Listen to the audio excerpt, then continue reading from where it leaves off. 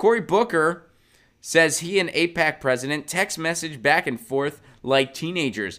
Question, is Rosario Dawson jealous? That's what we got to ask ourselves. Is she okay with this? And I cut myself shaving. I don't know if you can see the injury or not, but it's very visible on my end.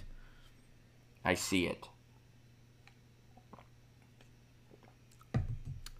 It's awesome we went from The Cure to Cory Booker. That's kind of a bummer. It's like, this is something that gives me faith in humanity. This is something that really bums me out about humanity. Cory Booker. Ugh.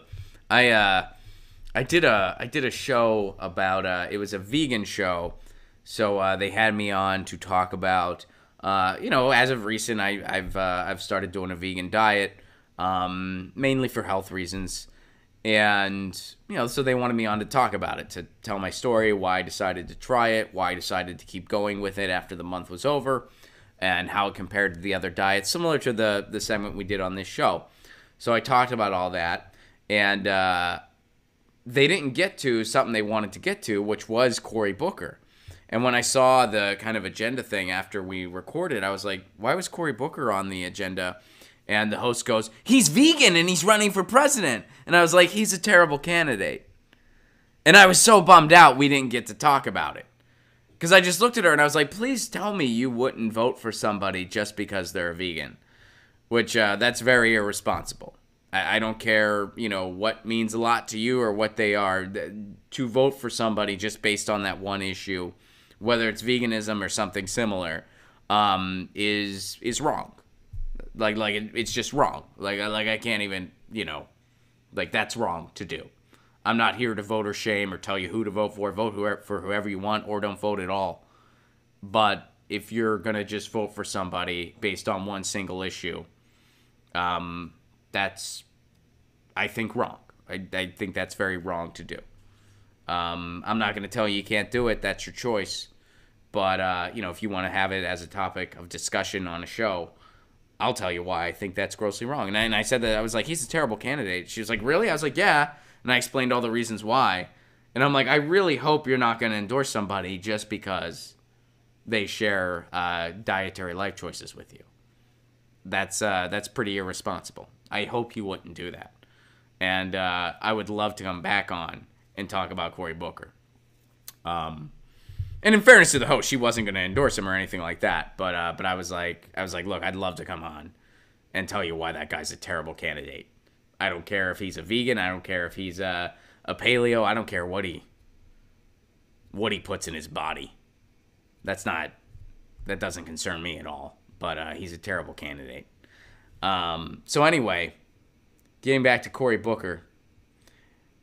Apparently, they text message back and forth. Okay, in a closed-door meeting with activists from the American Israel Public Affairs Committee on Tuesday, presidential candidate Cory Booker spoke about working closely with the organization and his desire to create a unified voice from Congress against the Boycott, Divestment, and Sanctions Movement, or BDS. BDS is protesting the Israeli government, by boycotting those businesses, which they have a right to do. Booker spoke to AIPAC members from New Jersey at the organization's annual policy conference, blah, blah, blah, blah, blah. Booker's remarks, some of which were reported by the Jerusalem Post, did not appear on a schedule of on-the-record events for journalists covering the conference. The Intercept obtained a 35-minute... Okay. So they text message back and forth like teenagers. Booker began his remarks by thanking AIPAC President Mort Friedman for his leadership and friendship, telling the crowd that he and Friedman talk often and text message back and forth like teenagers. All right.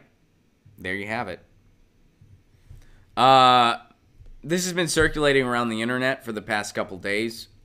Is anyone surprised by this?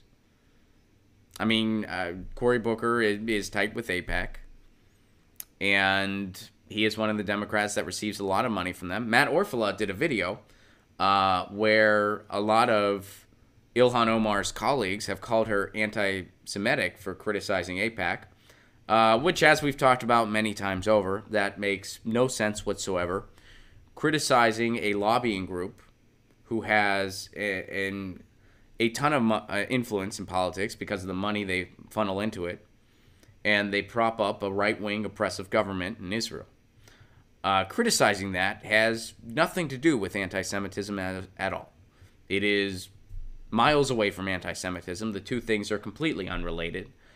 And criticizing the Israeli government anti-Semitism is a very irresponsible thing to do, because anti-Semitism is a very real thing, and it is a very dangerous thing. So to call something anti-Semitism that clearly isn't, that is not even remotely in the same ballpark, is a very dishonest and irresponsible thing to do, and that's putting it gently. But all of Ilhan Omar's colleagues did that. Not all of them, but a lot of them did that to her. Why did they do that to her? Well, because they get money from AIPAC. That's why. And Cory Booker is one of those people. So, and what's interesting is Ilhan Omar faced a lot of Islamophobic comments and a lot of Islamophobic hatred from the right, and her colleagues were silent on it. Her Democratic colleagues that are supposed to stand up against that stuff, they were silent on that. But if she criticizes AIPAC, a valid criticism of AIPAC, ooh, they were loud. They were loud at coming down on her then. Islamophobic comments, Stuart, that, no big deal. There's nobody from those interests are lining their pockets, I guess. I guess that's what that is. So there you go. There's another bromance. Cory Booker, president from AIPAC. I wonder if Rosario Dawson's pulling Cory Booker to the left a little bit. I don't know. It's tough to say. I wonder if he catches her like late at night and she's on the computer and he's like, "What are you looking at? Are you looking at Bernie's drug bill, the one that I opposed? That's what you're doing, aren't you? You're cheating. You're looking at that drug bill. I knew it." Like, he gets jealous and stuff like that. She looks at like, that'd be funny if Rosario Dawson is like volunteering for Bernie, doesn't want him to find out. Like, you have other redeeming qualities. If you were president, we wouldn't have any time together. Maybe that's what she's doing. Maybe that's what Rosario Dawson is doing. She is trying to pull Cory Booker away from the presidency by saying, "Look, man, I want to spend time with you. And if you're president, we're never going to have any time together. If you're serious about this relationship, you won't run." Maybe that's what she's doing, in which case, Rosario Dawson, you're a freaking hero. Because Cory Booker is one of the people they'd be willing to shove down our throats. So, good job, Rosario Dawson. We don't know that's not what she's doing. Maybe it's just genuine love. Maybe opposites attract, and I should stop being such a cranky fuck. Maybe it's me. Maybe it's like, you know what, Ron? They do have some differences politically, but they connect on other things, and maybe you got to lighten up a little bit. You might be right. You might be right. You know, me and my fiance, politics didn't come up right away. It came up relatively early on, and we realized it was something we connected on, that we were like-minded. It came up. We started dating right around the time the first Women's March was happening. She mentioned that she was going to that, and I was like, "That's awesome." She mentioned she was a big Bernie supporter in the primary. This would have been, 2016 primary. I was like, "Oh, that's awesome." And then we talked about other things like vinyl and stuff like that. She was like, "I got Asbury Park, Greetings from Asbury Park on vinyl." And my response in my head was, "I'm marrying this girl." That's how it happened. So anyway, yeah, there you go. There's a relationship Cory Booker has. Get your news on with Ron. Don't you want to know what's going on? We're getting our news on today.